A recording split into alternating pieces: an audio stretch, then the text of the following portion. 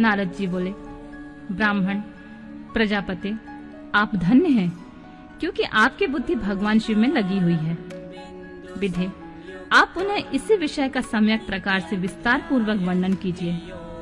ब्रह्मा जी ने कहा, तात, एक समय की बात है, मैं सब ओर से ऋषियों तथा देवताओं को बुलाकर उन सबको क्षीर सागर के तट पर ले गया। वहाँ सबका हित साधन करने वाले भगवान विष्णु निवास करते हैं। वहाँ देवताओं के पूछने पर भगवान विष्णु ने सबके लिए शिव पूजन की एक श्रेष्ठता बतलाकर यह कहा कि एक मुहूर्त या एक क्षण भी जो शिव का पूजन नहीं किया जाता, वही हानि है, वही महान छिद्र है, वही अंधापन है, वही मूर्खता है। जो भगवान शिव की भक्ति में तत्पर है, जो मन से उन्हीं को प्रणाम और उन्हीं का चिंतन करते हैं, वे कभी दुख के भागी नहीं होते हैं।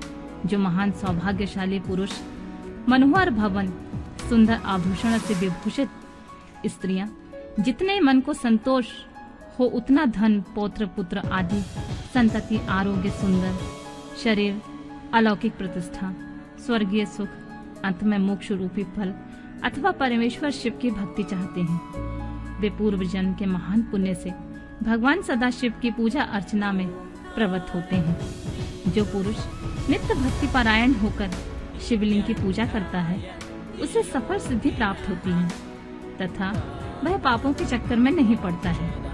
भगवान के इस प्रकार उपदेश देने पर देवताओं ने उन श्री हरि को प्रणाम किया।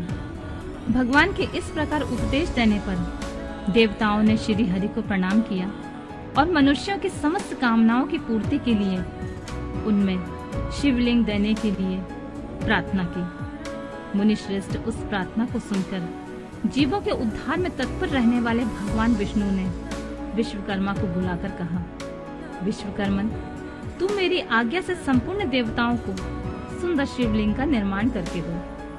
तब विश्वकर्मा जी ने मेरी और श्री हरि की आज्ञा के अनुसार उन देवताओं को उनके अधिकार के अनुसार शिवलिंग बनाकर दिए। मुनि श्रेष्ठ नारद, किस देवता को कौन सा शिवलिंग प्राप्त हुआ है, इसका वर्णन आज मैं कर रहा हूँ, उसे ध्यान से सुनो।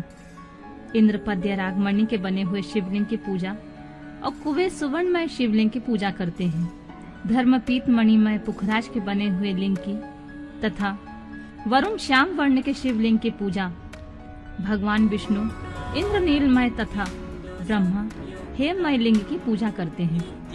मुनि विश्वदेव गण चांदी के शिवलिंग की, वसुगण पीतल के बने हुए लिंग की तथा दोनों अश्विनी कुमार पार्थिव लिंग की पूजा करते हैं। लक्ष्मी देवी स्फटिकमय लिंग की, आदित्य गण ताम्रमय लिंग की, राजा सोम मोती के बने हुए लिंग की तथा अग्निदेव वज्र हीरे के लिंग की उपासना करते हैं। श्रेष्ठ ब्राह्मण और उनकी पत्नी मिट्टी के बने हुए शिवलिंग का, मयासुर चंदन निर्मित लिंग का और नागगण मूंगे के बने हुए शिवलिंग का आदर पूर्वक पूजन करते हैं।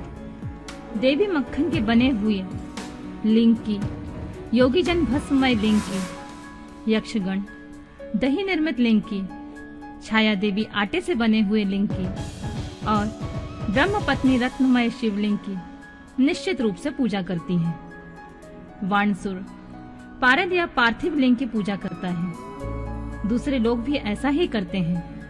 ऐसे ऐसे शिवलिंग बनाकर विश्वकर्मा ने विभिन्न लोगों को दे दिए और वे सब देवता और ऋषि उन लिंगों की पूजा करते हैं। भगवान विष्णु ने इस तरह देवताओं को उनके हित की कामना से शिवलिंग देकर उनसे तथा मुझ ब्रह्मा से पिनाकमणि महादेव की पूजन की विधि भी बताई।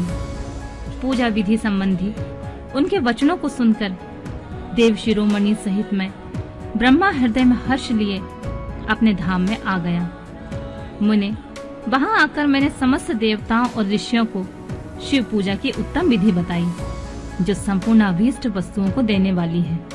उस समय मुझ ब्रह्मा ने कहा, देवताओं सहित समस्त ऋषियों, तुम प्रेम परायण होकर सुनो।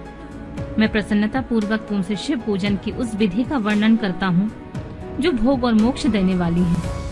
देवताओं और मुनीश्वरों, समस्त जंतुओं में मनुष्य जन्म प्राप्त करना प्रायः दुर्लभ है। उनमें भी उत्तम कुल में जन्म तो और भी दुर्लभ है। उत्तम कुल में भी आचारवान ब्राह्मणों के यहाँ उत्पन्न होना उत्तम पुण्य से ही संभव है। यदि वैसा जन्म सुलभ हो जाए तो भगवान शिव के संतोष के लिए उस उत्तम कर्म का अनुष्ठान करें जो अपने वर्ण और आश्रम के द्वारा शास्त्रों द्वारा प्रतिपादित है। जिस जाति के लिए जो कर्म बताया गया है उसका उल्लंघन न करें। जितनी संपत्ति हो उसके अनुसार ही दान करें। कर्ममय सहस्त्रों यज्ञों से तप यज्ञ बढ़कर है। सहस्त्रों तप यज्ञ से जप यज्ञ का महत्व अधिक है।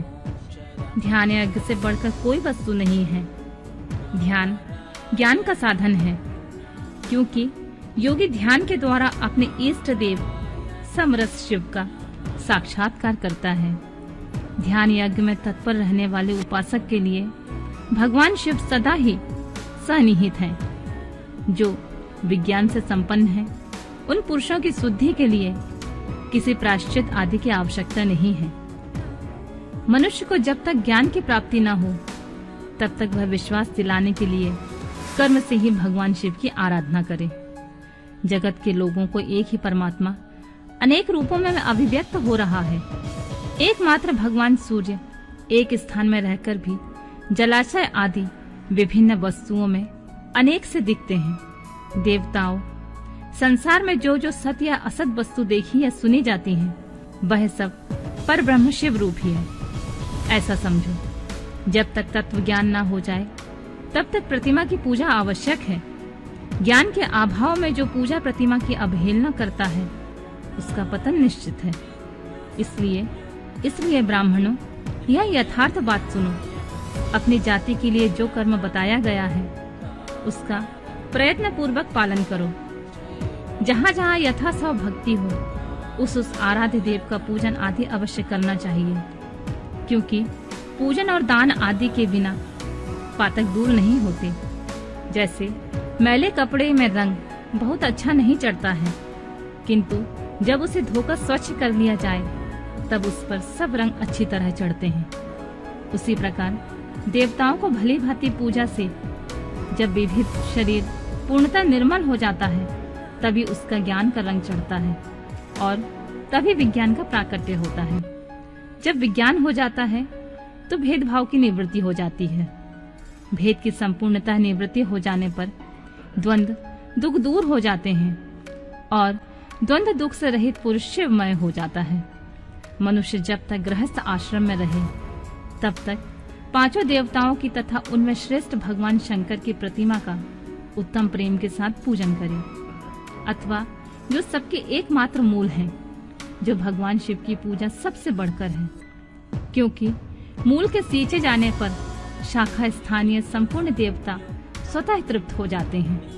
अतः जो संपूर्ण मनोवांछित फलों को पाना चाहता है वह अपने अभीष्ट सिद्धि के लिए समस्त प्राणियों के हित से तत्पर रहकर लोक कल्याणकारी भगवान शिव का पूजन करे।